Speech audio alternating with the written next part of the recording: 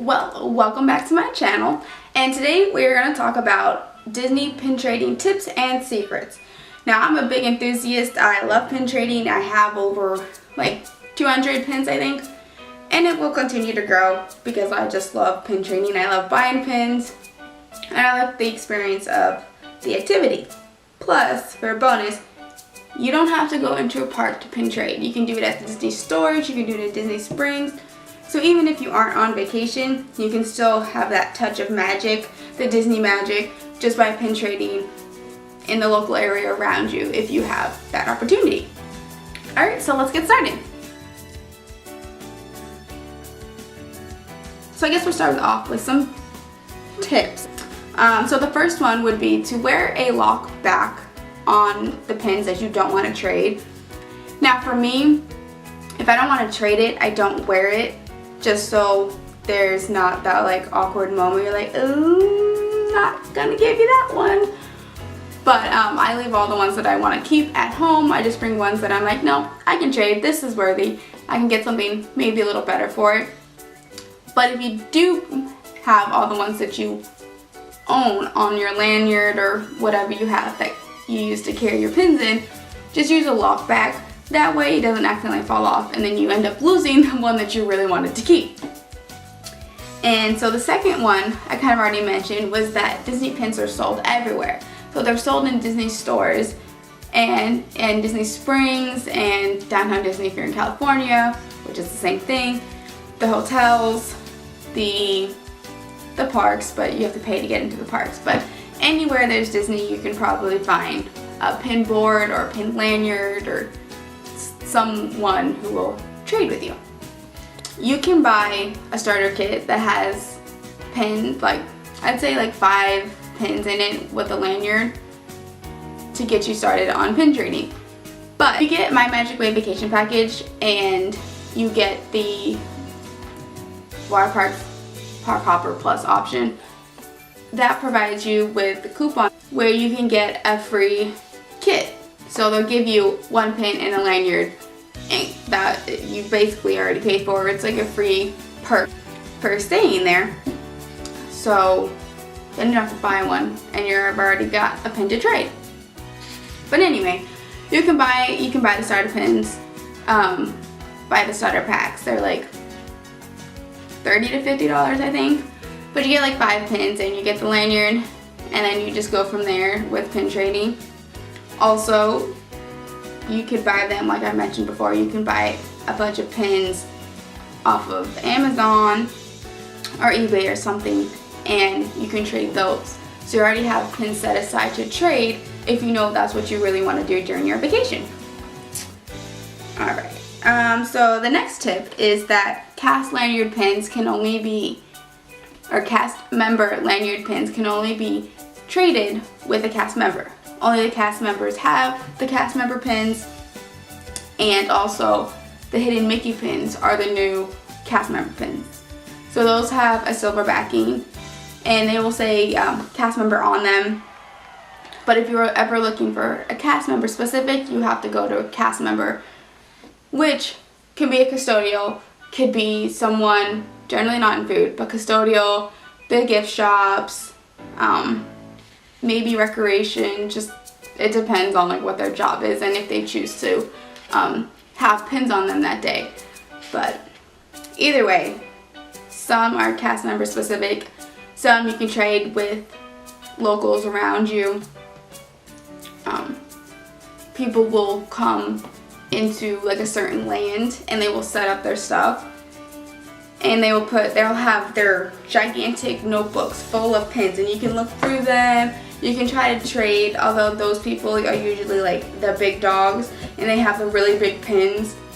So if you don't have something of great value, they won't trade those with you because those are like special to them and of like the atmosphere, I guess you could say. But either way, there's a lot of options to pin trading in Disney. Alrighty, so now for some etiquette with pin trading. So pins should always be metal. They're not made of any other material, so if they are, it's not a real Disney pin. They should be in good shape when you want to trade it. They shouldn't have like scratches, or the paint or whatever you call it, like shouldn't be scratching off. I've traded some like that before, but that's alright. You should only trade one pin at a time if there's like a line of people waiting. Just be nice and choose the one that you want the most, and then move on, or wait until they've chosen, and then you can go again. Don't hog like the board or the necklace or the lanyard or whatever it may be. Don't hog the cast member, I guess you could say, or the guests, because that's just not fair. So if there is multiple people around you, just take one, move on, take one, or wait until everyone has grabbed a pin that they want as well. So another etiquette is don't walk up to someone and just like start like touching their pins, touching their lanyard, their notebooks. Just ask if you can look at them. People will always say yes, like you most likely will never get a no, but just ask just because it's polite. Let's see.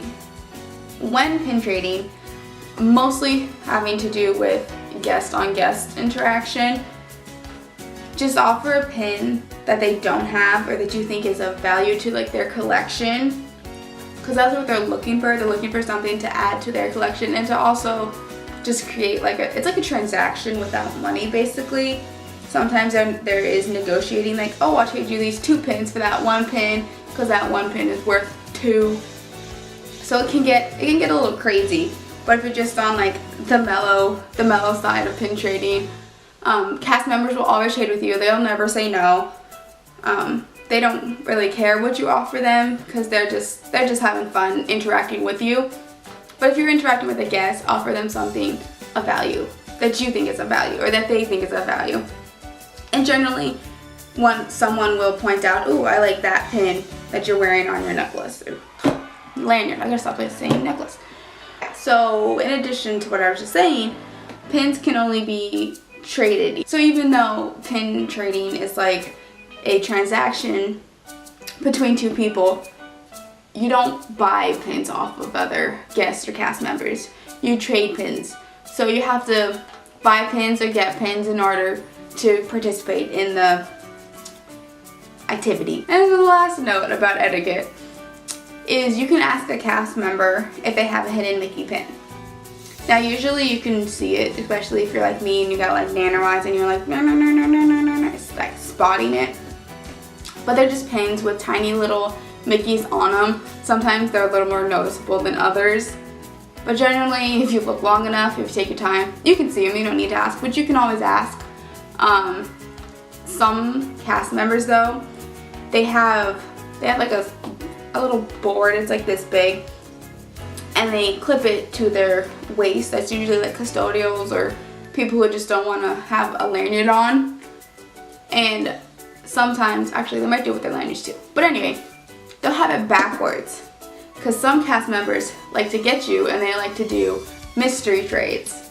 So you just choose which backing or which, what corner of the little patch of velvet that you want to trade, and then you pick the one off of your lanyard and then you trade it, and then it's a mystery to see which one you get.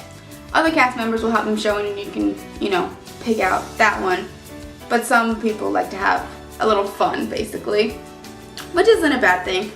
But if you want to know what you're getting, depending on your age, they probably won't give it up. And they'll be like, no, choose out of the mystery pack. Have a little fun. But anyway, so lastly is the best places to trade in Walt Disney World. So the first one is Pin Drum, which is over by Rock and Roller Coaster in Hollywood Studios. Let's see, the next one is Restaurantosaurus, which is in Animal Kingdom, which is usually, the board is usually out for like only a couple hours at the beginning of open. So the next one is the books or lanyards or the people who come out at your gift shops at your resort. Those are really good ways to trade. What I usually do is I'll check it like every time I come in or I leave the resort, because there's usually always new pins. Oh, of course, World of Disney. Great place. Usually every cast member does have a lanyard on or a little set on, and behind the registers there'll be like a bear with like a lanyard on or a board or something like that. So there's multiple chances to trade inside World of Disney in Disney Springs. Frontier Trading Post in Magic Kingdom. Animal Kingdom pin strollers, so that's like the stroller center. Also the trash can that'll come out at Animal Kingdom. There's an entire side that has pins on it, cardboard, and then it has like 50 pins or so. I've also seen the trash can at the entrance of Disney Springs by the bus stops. Disney pin traders in Disney Springs. And then lastly, the Magic Kingdom bus area. So I think I've seen the trash can as well there, plus a giant board, like cardboard, and that'll be filled with pins, not like where the lines are to get in, but more closer towards the actual bus area. So then it's less crowded, I guess. But anyway, so those are my tips and secrets for pin trading. Let me know what you think. Do you have any good ideas, good tips, good secrets for pin trading that I could use or that someone else can use? Let me know down in the comments. Thank you for watching. We have now come to the last one of Disney Countdown, which means I am going to Disneyland tomorrow, which I am so excited for. I cannot wait. There will be a vlog on that trip with all my friends. So until next time, see ya! You go down there and you'll show them your magic bands. They'll actually scan them for you. That's the first time you use them. So you have to have your magic bands on you in your carry-on.